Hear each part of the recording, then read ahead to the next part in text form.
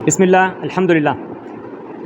دوستو، پروگرام کا آغاز کرتے ہیں کلام الہی سے، اور تمام دوستوں کو میں خوش آمدید کہتا ہوں کتاب کہانی کی 17ویں نشست میں، اور تلاوت کلام الہی کے لیے میں دعوت دیتا ہوں محمد اسامہ کو۔ اعوذ باللہ من الشیطان الرجیم، بسم اللہ الرحمن الرحیم، سبح اسم ربک الاعلی الذی خلق فسوی۔ جہاں تک آج کی شخصیت کا تعلق ہے تو کیا کہوں ان کے تعارف میں عتیق، کیا کہوں ان کے تعارف میں عتیق، نام ان کا ہے تعارف ان کا۔ پروفیسر خالد مفتی صاحب ہمارے درمیان موجود ہیں، سائیکیٹری کے حوالے سے ایک جانی اور معروف شخصیت ہیں، حقیقت میں ایک کثیر الجہتی شخصیت ہیں۔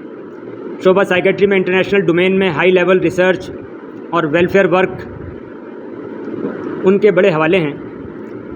ادب اور روحانیت سے گہری وابستگی ہے۔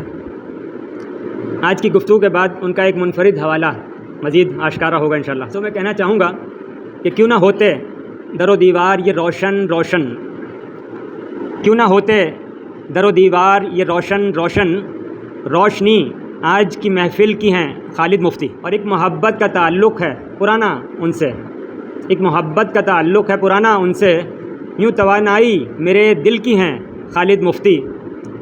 دوستو، آج کی کتاب the end of two illusions, Islam after the West, جس کے مصنف ہیں کولمبیا یونیورسٹی کے ایرانی نژاد امریکی پروفیسر حامد دباشی۔ جیسا کہ ہم جانتے ہیں کہ اسلام ہر زمانے اور ساری انسانیت کے لیے آیا ہے۔ اس کی روشنی یہ علاقائی اور رنگ و نسل کی قید سے آزاد مذہب ہے۔ اس کی روشنی ہر سعید روح اور شفاف دل کو منور کرتی ہے۔ صرف تعصب اس روشنی کے حصول میں سب سے بڑی رکاوٹ ہے۔ اسلام دشمنی تو ہمیں تاریخ میں اکثر ہی نظر آتی ہے، لیکن جس انداز سے اس دور میں مغرب کو اسلام سے ڈرایا گیا ہے، اس کی مثال پہلے نہیں ملتی۔ اور اسی فوبیا کے نتیجے میں ہمارے دور میں ہونے والی اسلام مخالف بڑی جنگیں، بلکہ میں کہوں گا کولڈ اینڈ ہاٹ وارز، وہ اس کا شاخسانہ ہے، اسی فوبیا کا۔ تو مصنف حامد دباشی نے اسی موضوع کو اس کتاب میں زیر بحث لائے ہیں وہ، اور ایک کریٹیکل انالیسز زبردست قسم کا، جسے کہتے ہیں کٹنگ ایج کریٹیکل تھنکنگ، وہ ہمیں نظر آئے گی۔ یہ جو پریزنٹیشن ہے، نام ہی اس کا جو ہے وہ اچھا خاصا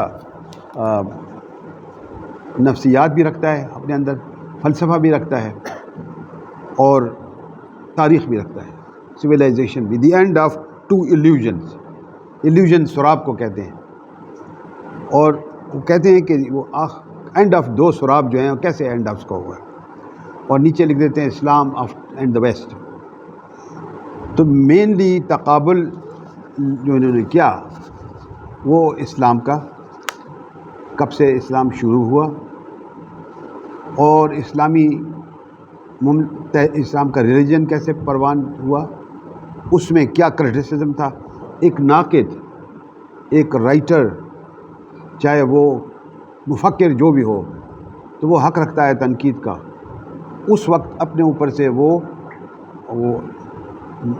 فارمل مذہب کا لبادہ اتار کے وہ اس کو کریٹیکل نگاہ سے دیکھتا ہے۔ تو یہی اس شخص کی وہ ہے۔ جو کچھ زیادہ تر میں آپ کو بتاؤں گا اس میں، وہ اسی کی حامد دباشی کی کتاب سے بتاؤں گا۔ جو میرا اپنا نظریہ یا خیال ہے، اس میں آپ کو بولڈلی بتا دوں گا کہ میں یہ سمجھتا ہوں۔ حامد دباشی سے میری پہلی ملاقات 2004 میں ہوئی، واشنگٹن ڈی سی میں، جہاں پر ڈاکٹر این میری شمیل آئی ہوئی تھی، مشہور فلاسفر، رائٹر اقبال اور ایسٹرن، ان کی ایک کتاب ہے the mystic dimensions in Islam, it's a beautiful book. اور آخری نمبر، مجھے شغف ہے کہ 3 بار ان سے میری ملاقات ہوئی۔ تو وہاں پر میں نے کویشچن کیا ڈاکٹر شمیل سے کہ میں سویلائزیشنز اور کلیش آف سویلائزیشن کے بارے میں زیادہ جانتا ہوں۔ تو انہوں نے کہا کہ میں خود بھی اس کی اندر ایک ایکسپرٹ نہیں ہوں، میں تمہیں ایک ایسے شخص کو انٹروڈیوس کراتی ہوں جو یہاں بیٹھے ہوئے ہیں کہ وہ تمہاری مدد کر سکتے ہیں۔ تو حامد دباشی سے ملاقات ہوئی، very young man, he was very young, اور اس وقت وہ ریزیڈنٹ تھے انہوں نے اس وقت PhD بھی نہیں کیا تھا، ویری ینگ مین، ایرانین نژاد تھے، کولمبیا یونیورسٹی میں. میں ادھر پھر گیا بھی تو ان سے گائے پوچھتا رہا، پھر بات چیت بھی ہوتی رہی یہاں سے بھی. تو انہوں نے کچھ کتابوں کا مطالعہ کرنے کو کہا اور کچھ فلاسفرز کا، ویسٹرن فلاسفرز کا مطالعہ کیا، ایمینوئل کانٹ سے لے کر ہیگل اور نیچے، اور اس کے بعد جو اس سلسلے میں دوسرے آئیں گے ان کو میں نام لوں گا. تو اس سے میری بڑی ہیلپ ہوئی. اسی طریقے سے اسلامک اسکالرس کا بھی انہوں نے مجھے بتایا. تو یہ کتاب سب سے پہلی بات تو یہ ہے غیر معمولی کتاب ہے، یہ روایت شکن کتاب ہے اور کیرجما کو کسی حد تک ساتھ مانتا ہے. کرشماتی تخلیق کو ایک حد تک وہ شخص جاننے کی کوشش کرتا ہے. ادروائز وہ ریسرچ کا اس نے لبادہ اوڑھا ہے اور آل ایویڈنس بیسڈ.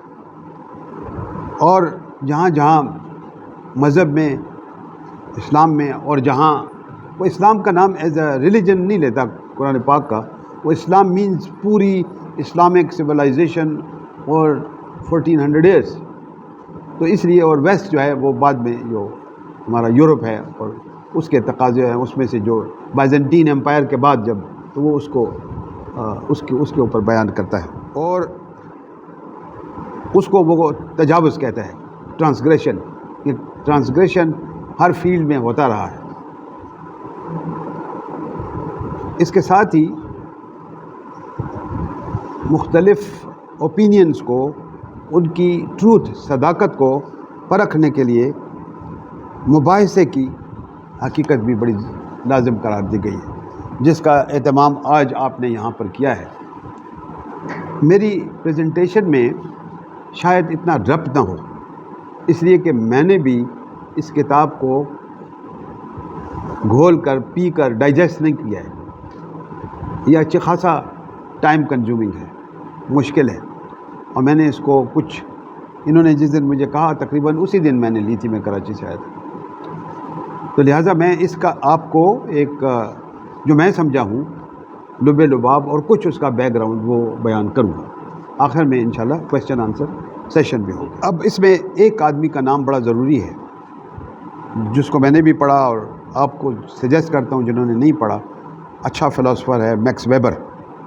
اس نے آنکھیں کھولی ہیں ہماری اس ایلیوژن سے جو ویسٹ نے اسلاموفوبیا اور دوسرے اسلام کو ٹارگٹ کیا اس سے، اور جو ہٹچنسن کی وہ جو کلیش آف سویلائزیشن ہے اس کی دھجیاں اڑائیں اس شخص نے.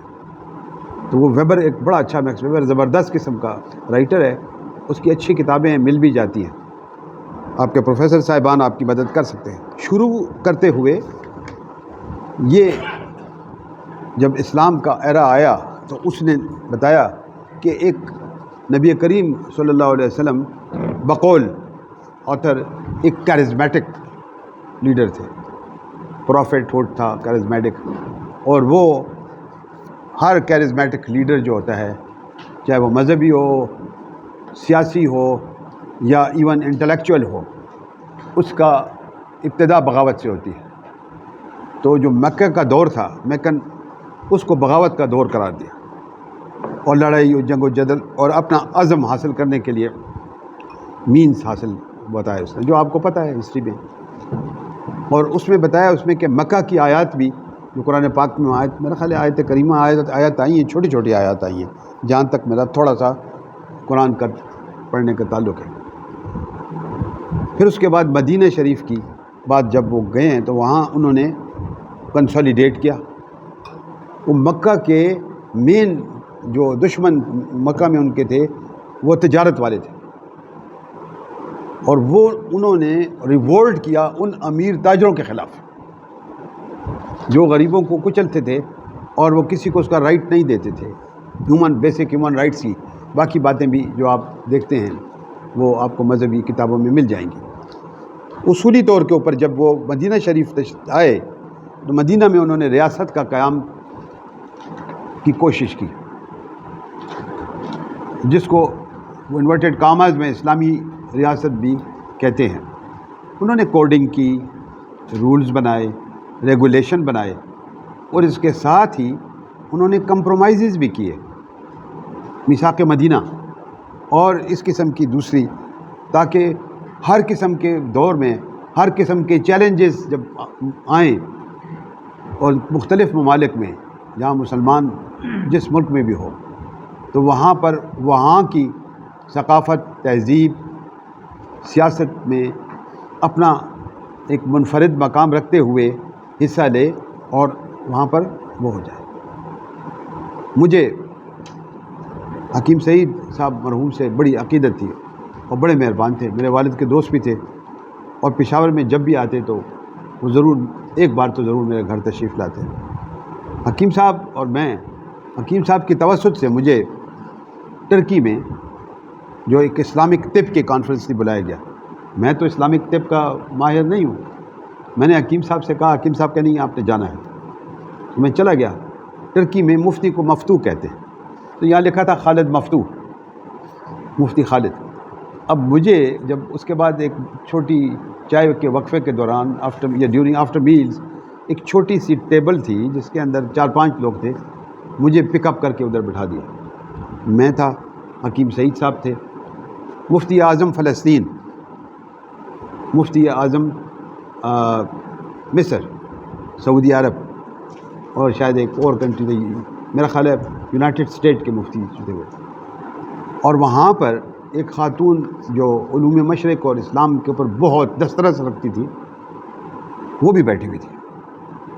اور اس تقریب میں جب ہم بیٹھے ہوئے تھے تو ڈاکٹر علم ہائنر نام تھا اس خاتون کا، شاید علم ہائنر، وہ اس نے کہا کہ we are sitting here with you 2 women is in Islamic sharia it is allowed, کہ ہم پراپرلی کلیڈ نہیں ہیں اور آپ یہاں آپ ہمارے ساتھ بیٹھیں۔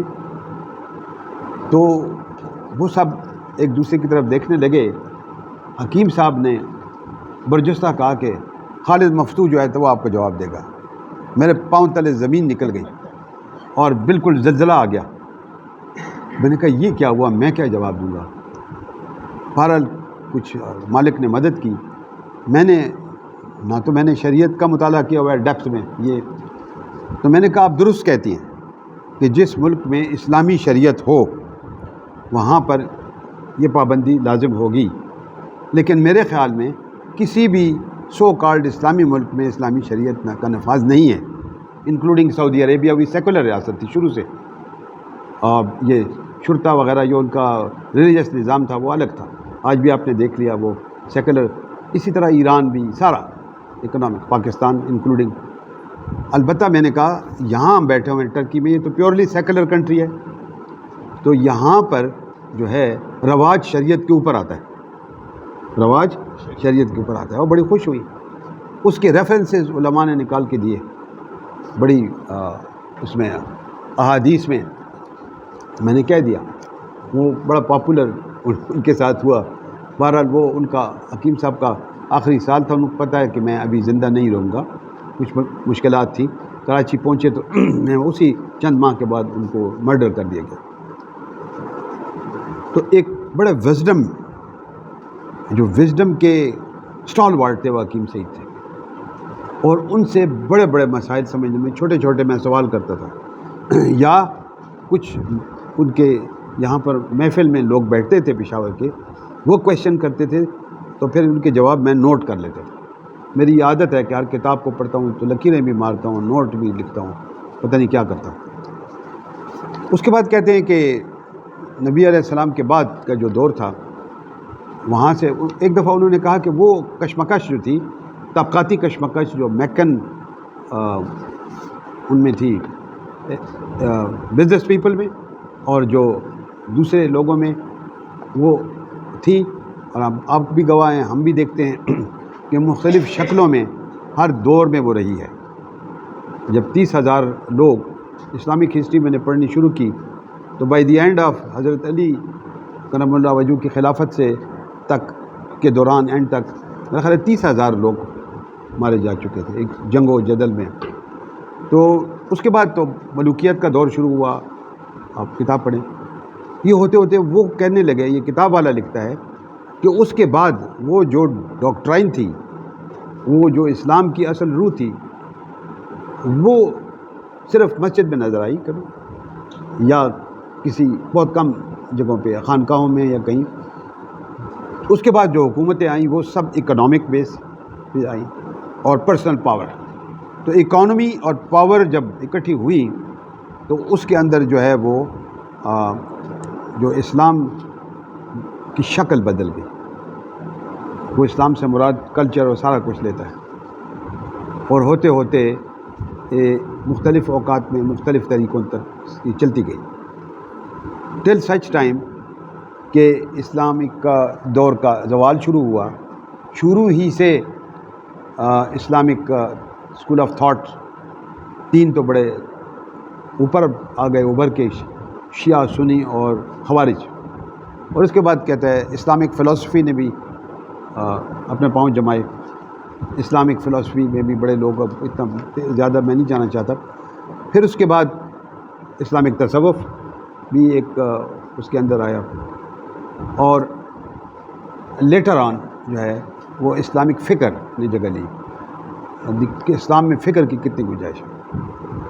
تو اس کے اندر پھر وہ بتاتا ہے کہ الٹیمیٹلی جب اسلام کا ڈارک دور تھا، کولونائزیشن ہو رہی تھی، تو اس کولونائزیشن کے دوران پھر کچھ ایسے لوگ پیدا ہوئے جنہوں نے پبلک اویئرنیس، ماس اویئرنیس پیدا کرنے کی کوشش کی، اسلامک لوگوں کو جگانے کی کوشش کی، اور ان کو تاکہ ان کو فکری آزادی ملے، کیونکہ فکری آزادی کو مختلف ادوار میں جب سے حضرت امیر معاویہ کا دور شروع ہوتا ہے ملوکیت کا، تو فکری آزادی کو سلب کر لیا گیا۔ باقی آپ گواہ ہیں، وہ آپ نے پڑھا ہوگا سارے واقعات۔ اس کے بعد اس کے اندر وہ بتاتے ہیں کہ اسلام کمزور ہوتے ہوتے ہوتے ہوتے وہ بڑے ڈاؤن گریڈ ہوتا گیا۔ پاور اور انٹلیکچوئل بیس جو پہلے ان کے پاس تھا، کبھی تو وہ اچھی باتیں بھی اس میں تھیں کہ بڑے اچھے اچھے میتھمیٹیشین پیدا کیے، شاندار جغرافیہ دان، حساب دان، کیمسٹری کے ماہر، بایولوجی باٹنی کے ماہر، اور یہ اتنے زبردست قسم کے لوگ پیدا ہوئے۔ علم ہندسہ آپ نے سنا ہوگا، مختلف قسم کے نام اور شاندار قسم کی تخلیقات۔ تو انہوں نے کہا کہ اس میں غیر مسلم بھی تھے انہی کے دور میں، ابن سینا وغیرہ بہت، لیکن ایک بات منفرد تھی ان سائنٹسٹ میں as compared to the western scientist, کتاب والا لکھتا ہے کہ اس میں انہوں نے اپنا اسلامی تشخص بھی برقرار رکھا۔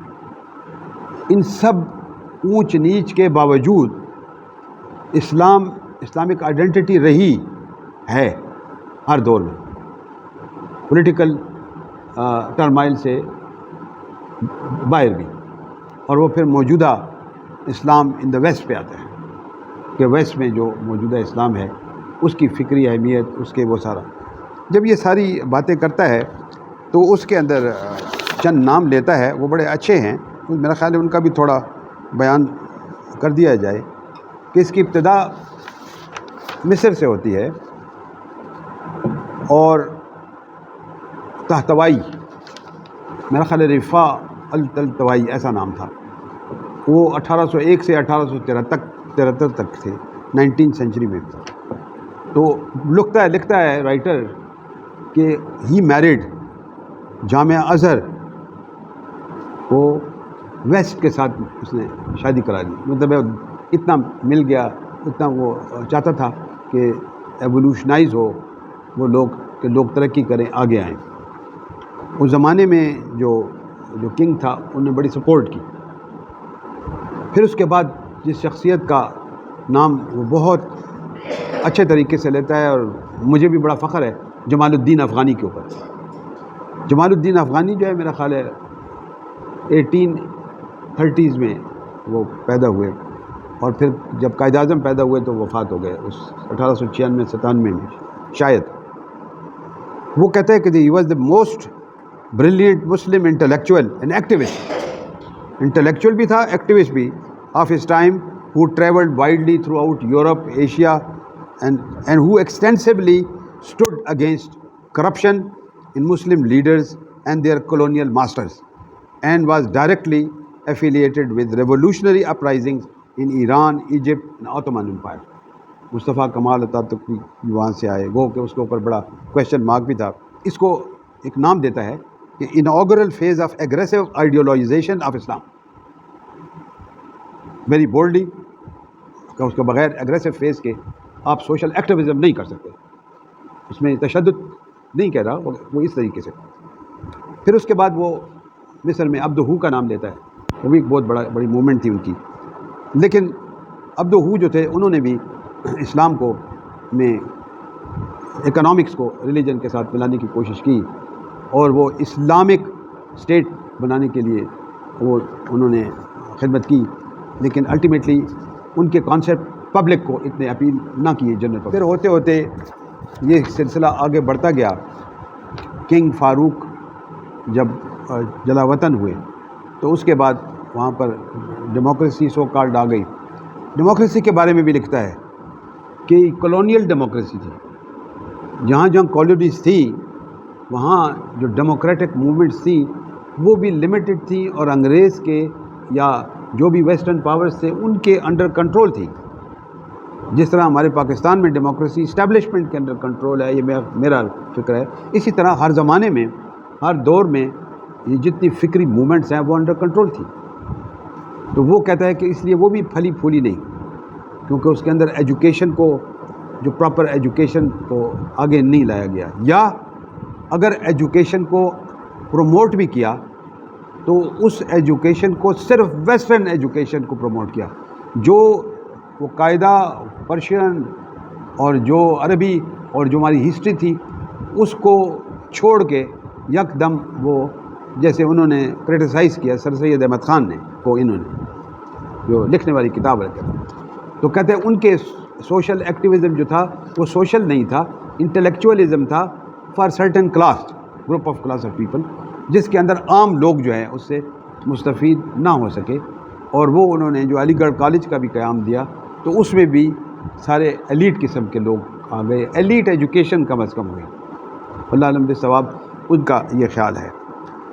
اس کے بعد کہتے ہیں کہ دوسرے لوگوں میں سید ابو الاعلیٰ مودودی رحمۃ اللہ علیہ آئے, اور مودودی صاحب نے بھی اپنی اسی اسٹرکچرل اسلام کو زندہ رکھنے کی کوشش کی, جس میں زیادہ فوقیت اکانومی کو, پلاننگ کو دی گئی, اور ساتھ ہی کہتے ہیں کہ انہوں نے پھر ایک اس کو سب کو ایک اسلامی سانچے میں ڈالنے کی بھی پوری کوشش کی, جو ممکن نہیں تھا, جو اس سے پہلے بھی کبھی ممکن نہیں ہوا. تو اس لیے وہ موومنٹ بھی وہ ہوئی. سیکنڈلی انہوں نے کہا کہ کانفلکٹ تھا یہ سب لوگوں میں, کیونکہ ایک طرف تو وہ اسلامک آئیڈیالوجی پیش کرتے تھے کہ اسلام کے اندر پورے کے پورے آ جاؤ اور یہ بھی کرو وہ بھی کرو, ایجوکیشن ٹھیک ٹھاک ہے, لیکن روح اسلام کو وہ انہوں نے وہاں سے نکال دیا. جیسے ایک شعر مجھے یاد آیا اپنا مولانا روم کا, اور کنٹروورشل شعر ہے شاید, لیکن چونکہ ایک مفکر ہوتا ہے جو ناقد ہوتا ہے یا کوئی بیان کرتا ہے, اس کو اتنی گنجائش دینی چاہیے کہ وہ کسی کا فکر بیان کرے. ضروری نہیں ہے کہ میں اور آپ سب اس سے ایگری ہوں.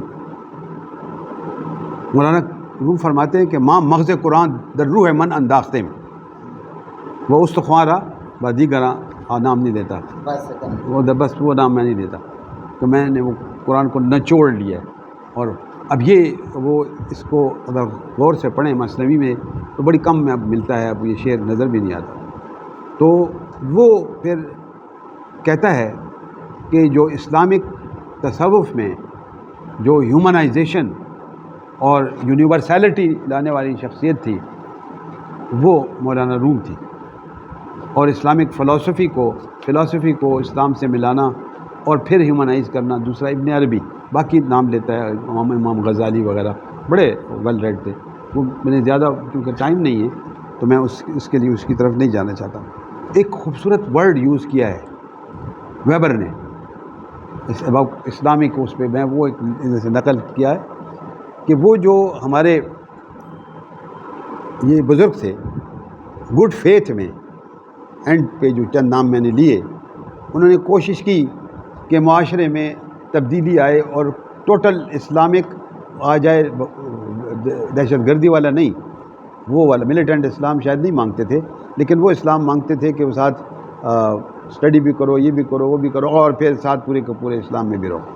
وہ ایک ورڈ یوز کیا اس نے، مجھے اچھا لگا کہ یہ کنٹروورشل جو ان کی آئی، وہ لوگ جو تھے misguided attempt to confront an enemy they could not even defy, ایک ایسے دشمن کو جو ویسٹ تھا، جو سو کالڈ، جس کا وہ مقابلہ بھی نہیں کر سکتے تھے، اور اس کے بعد ان کی یہ اٹیمپٹ جو تھی مس گائیڈڈ اٹیمپٹ تھی۔ پھر وہ ہوتے ہوتے بعد کے دور میں اور بھی آتا ہے، جبکہ بعد کے ادوار میں اس دوران تھوڑا سا اس سے ہٹ کے جب ہم بات کرتے ہیں ویسٹ کی، کانسیپٹ آف ویسٹ، تو یہ کہتے ہیں کہ ایمینوئل کانٹ جو ہے فلاسفر، وہ شخص تھا جس نے اپنی پہلی کتاب میں نیگروز کے مخالف لکھا تھا، اور وہ کانسیپٹ آف ویسٹ جو ہے سویلائزیشن کا اس شخص نے دیا، اس کو سپورٹ کرنے والا ہیگل تھا، نیٹشے تھا، اور کچھ اور لوگ اس طرح آئے۔ یہ ہوتے ہوتے کالونائزیشن شروع ہوئی۔ جب انڈسٹریل ریولوشن یورپ میں آیا تو وہ ایک اچھے بیسس پہ تھا تاکہ لوگوں کو کھانے پینے کے مواقع مل جائیں، اس میں کافی ملے، لیکن اس کے بعد ان کی ہوس ان ملکوں کے اس کے اوپر لیبر، چیپ لیبر پہ اور ان کے اثاثوں پہ پڑی، تو افریقہ، ایشیا، مڈل ایسٹ، سارے کنٹری بہت سے ان کو اس نے خالی کر دیا، اس سے اپنا آئیڈیالوجی چلائی۔ تو آئیڈیالوجیکلی وہ بڑے صحیح تھے، اور وہ اس کی بیسس کے اوپر پھر دی کلیش آف سویلائزیشن جو ہچنسن نے لکھی، تو اس سے ڈونلڈ ٹرمپ بڑے متاثر تھے، اور اسی لیے انہوں نے اس کو ایکسپلائٹ بھی کیا، اس فلسفے کو، اور الیکشن بھی جیتا، جو امریکہ کے لیے شاید اتنا مفید ثابت نہیں ہوا بقول مفکرین کے، ان کے سیاستدانوں کے، لیکن ان کی اسٹیبلشمنٹ ضرور انہوں نے اس کو بڑا سپورٹ کیا آج کے۔ اب وہ کہتا ہے ویبر کہ جب اس کے اندر میں گیا تو میں نے دیکھا کہ یہ تو فردر کانفلکٹ بڑھا رہے ہیں، وہ اسلام کو اور ویسٹ کی کنٹراسٹ کر رہے ہیں، جبکہ دیگر چائنیز سویلائزیشن، ہندو سویلائزیشن، وہ سب کسی کا نام ہی نہیں لیتے، ایرانین سویلائزیشن تک نام نہیں لیتے، لیکن یہ سویلائزیشن تھی نا بہت پرانی۔ تو اس لیے اس نے کہا کہ اس کو رد کرنے کے لیے کام، تو اس نے پھر کہا کہ اس کے اوپر جو 9/11 کے بعد شروع میں تو بڑا ہنگامہ ہوا، پھر 9/11 کی حقیقت جب کھلنے لگی انہی آتھر سے، امریکن آتھرز نے، امریکن لوگوں نے، اور کچھ اسلامک مسلمان آتھرز نے امریکہ میں، اور کچھ جو ویسٹ میں اسلام مسلمان ہیں، انہوں نے بڑا ہارڈ ورک کیا اور بڑی دلیل کے ساتھ، تو اس کانسیپٹ کے پرخچے اڑ گئے، اور یہ کلیش جو ہے سویلائزیشن کی یہ ختم ہونے لگی۔ اور اب کہتا ہے اس کے بعد جو آلموسٹ آخری نیل ان دا کفن جو ڈالی، وہ طالبان نے ڈالی جب افغانستان سے، عراق و شام سے رخصتی ہوئی، تو وہ اس کا زینت تھا، وہاں سے ودرا ہوا۔ وہ کہتے ہیں اس شوق سے وہ نکل نہیں سکتے، اور فردر اس کے اوپر جب غور ہوا تو بہت سے لوگ جو ویسٹ میں تھے یا اس سو کالڈ اسلام میں تھے، اس طرح ان سب نے مل کر اس بات پر اتفاق رائے کیا کہ یہ سب ایک ایلیوژن ہے، یہ جو کانسیپٹ آف ویسٹ اور کلیش آف سویلائزیشن، اور وہ جو اسلام کے جھنڈے بات، وہ بھی ایک ایلیوژن تھا۔ مذہب اپنی طرف سے ہر مذہب جائز ہے، ٹھیک ہے، یعنی اسلام میں تو اتنی گنجائش تھی کہ پہلا قبلہ اول ہمارا جو تھا وہ فلسطین میں تھا، اور مسجد الاقصیٰ، اور حضور یہ چاہتے تھے کہ یہ دونوں کا رہے، جیوز کا بھی رہے اور ہمارا بھی رہے، لیکن کہتا ہے کہ وہ سلسلہ جو ہے اس وقت نہیں ہو سکتا۔ تو کہتے ہیں اس وقت بھی عام جیوز کا کوئی قصور نہیں تھا، اس کے اندر اس وقت سو کالڈ روڈیمنٹری زائنزم شروع ہو گئی، زائنسٹ آ گئے جو بعد میں اسرائیل پہ چھا گئے، جس سے کہ یہودی بھی بڑے تنگ ہیں، مخالف ہیں، اور اب وہ بھی مخالف لکھ رہے ہیں اس کے. تو پھر قبلہ ہمارا جو ہے کعبے کی طرف مڑا گیا. وہ ایک اچھے پیرائی میں یہ ساری باتیں لکھتا ہے. تو وہ کہتے ہیں کہ وہ بھی ایک ایلیوژن تھا. اسلامک امپائر، ہمارے اسلاف کبھی اپنے آبا سے تمہیں کوئی نسبت ہو نہیں سکتی کہ تو ثابت ہو سیارہ، علامہ صاحب وغیرہ. تو علامہ اقبال کی شاعری میں جو ہے تضاد ہے ان کے اس کانسیپٹ کے اوپر جو انہوں نے دی ریکنسٹرکشن میں لکھا ہے. جو ان کی شاعری میں وہ باتیں بیان کرتے ہیں وہ اس کے اندر نہیں ہے ریکنسٹرکشن میں. ریکنسٹرکشن میں ہی از a researcher, he is a philosopher, ہی از اے تھیولوجیشن، اور کنٹمپریری ریلیجن اور سویلائزیشن کا ماہر کی حیثیت سے جو باتیں آئی ہیں. تو بہرحال یہ ایک ان کے اوپر شاعری کے عشق کا غلبہ بھی ہوتا ہے اور بڑی باتیں ہیں. میں کوئی ان کو کریٹک کرنے کا مجاز نہیں ہوں، نہ مجھے کرنا چاہیے، لیکن ایک ادیب اور ایک شاعر کی حیثیت سے فنون لطیفہ کو بھی وہ کرتے تھے. تو اسلامک کہتے ہیں اس میں ایسا ہوا کہ گراف اوپر نیچے چلتا رہا ہمیشہ. ایک طرف بہتر کام ہوتے رہے، دوسری طرف ڈاؤن، ایک طرف بہتر، دوسری طرف ڈاؤن. تو اس سے الٹیمیٹلی ویسٹ نے فائدہ اٹھایا. تو وہ سو کالڈ فنڈامنٹلزم کی موومنٹ شروع ہوئی جو ملیٹنٹ صورت اختیار کر گئی. القاعدہ اور اس کے بعد اب داعش اور وغیرہ وغیرہ آگے. تو میں ان کو مس گائیڈڈ ایروز کہتا ہوں. تو وہ مس گائیڈڈ ایروز سے ہمارے عوام جو کہ ریلیجس ایجوکیشن جن کے پاس نہیں ہے، قرآن کا نالج جن کے پاس نہیں ہے، کنسیپچولائزیشن نہیں ہے، صرف وہ کرتے ہیں. میں نے قرآن پاک کو سمجھنے کی کوشش جو ہے یہ بھی 40 سال کی عمر کے بعد شروع کی. مختلف تراجم اور اس کے ساتھ قرآن کا سمجھنا بہت مشکل کام ہے، آسان کام نہیں ہے. تو وہ یہ مس گائیڈڈ ایروز وہ کہتے ہیں ہمیں پتہ ہے کہ اس کے پیچھے بھی ویسٹ کا آتا ہے. اس حد تک وہ تو وہ کہتے ہیں کہ یہ دونوں ایلیوژنز جو ہیں یہ پریکٹیکل نہیں ہیں، سسٹینیبل نہیں ہیں. اب دنیا میں شاید تھوڑا بہت یہ چلے کچھ عرصے تک، لیکن اس کا سب سے بڑا برنٹ ویسٹ پہ پڑا ہے. اور انہوں نے نہیں لکھا اس کے بعد کسی کے واقعات. تو آج ہم جب دیکھتے ہیں کہ یوکرین وار ہے، یہ یورپ کے اوپر وار ہے، یورپ کے اوپر ایک زبردست قسم کا حملہ ہے. تو یہ کانسیپٹ وہاں بھی کرچی ہو رہا ہے. اس کے ساتھ جو یونائٹڈ اسٹیٹس کے اندر جو موومنٹس ہیں آپ نے وہ بھی دیکھ لیا. آپ انڈیا کے اندر دیکھیں، وہ انڈیا میں بھی وہ چیز جو تقسیم سے پہلے تھی کہ مسلمان ہندو کا آپس میں ڈائلاگ، انٹرفیتھ ڈائلاگ وغیرہ، وہ بالکل اپوزٹ کیا گیا. ایک طرف مسلمان اور دوسری طرف وہ اسلام، وہ پاکستان جو قائد اعظم کا تھا وہ نہیں آ سکا، اس کو مختلف لبادے پہنائے گئے. تو انڈیا میں جو موجودہ حالت بھی ہے وہ بھی سویلائزیشن کی، ویسٹرن سویلائزیشن کی توڑ پھوڑ ہے، کیونکہ یہ بورژوائی نظام اور یہ وہاں بھی موجود ہے، بہت ڈفرینٹ فارم میں. ڈیموکریسی کی فارم میں ہم کہتے ہیں بہت اچھی ڈیموکریسی ہے، لیکن بڑے لوپ ہولز ہیں، اور وہاں پر ایک غریب آدمی کی روح اور زندگی بڑی تنگ ہے، صرف کشمیر اور اس جگہ نہیں. اب آتے آتے اس وقت ایک چیز رہ گئی آخر میں، اسلاموفوبیا.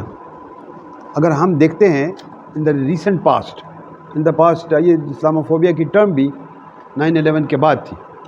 تو اسلاموفوبیا جو ہے اس نے بہت پریشان کیا مسلمانوں، اور اس کے اندر مختلف ترکی کے جو ہیں وزیر اعظم انہوں نے بڑی کوشش کی. اس کے اندر الجیریا کے پریزیڈنٹ نے کوشش کی. اس کے اندر بہت لوگوں نے حصہ لیا، لیکن پیس بھی حصہ لیا. یہ کریڈٹ اسلاموفوبیا کا ڈے منانے کا امریکہ میں جو ہے، اور یہ سارا کریڈٹ اسلاموفوبیا کو ان کو بتانے کا، اور یہ کہ پین ہوتا ہے مسلمان کے ہارٹ میں، یہ ہمارے سابقہ وزیر اعظم عمران خان کو جاتا ہے. ارسپیکٹو آف پالیٹکس آنا چاہیے، نہیں I am not in it, میں کسی پالیٹکس میں نہیں ہوں کسی سائڈ میں، لیکن یہ ہسٹری میں آئے گا کہ یہ کانسیپٹ ہونا چاہیے. یہ اویئرنیس انہوں نے پیدا کی ہے، چاہے جیسی بھی شخصیت ہو. اس کے علاوہ تو یہ ایک اس کتاب میں نہیں ہے. اگر مجھے یہ بعد میں ملے تو میں ان سے بات کروں گا بہت تو طویل ہوتا جا رہا ہے، ہو گیا. میں آپ سب کا شکریہ ادا کرتا ہوں کہ آپ نے میری کچھ بے ربط طریقے سے یا تھوڑا بہت ربط ہو آپ سنا، اور ایک انگلش لینگویج میں لکھی ہوئی کتاب کو اردو میں بتانا اپنے طور پہ میں نے کوشش کی. میں آپ کا شکریہ ادا کرتا ہوں.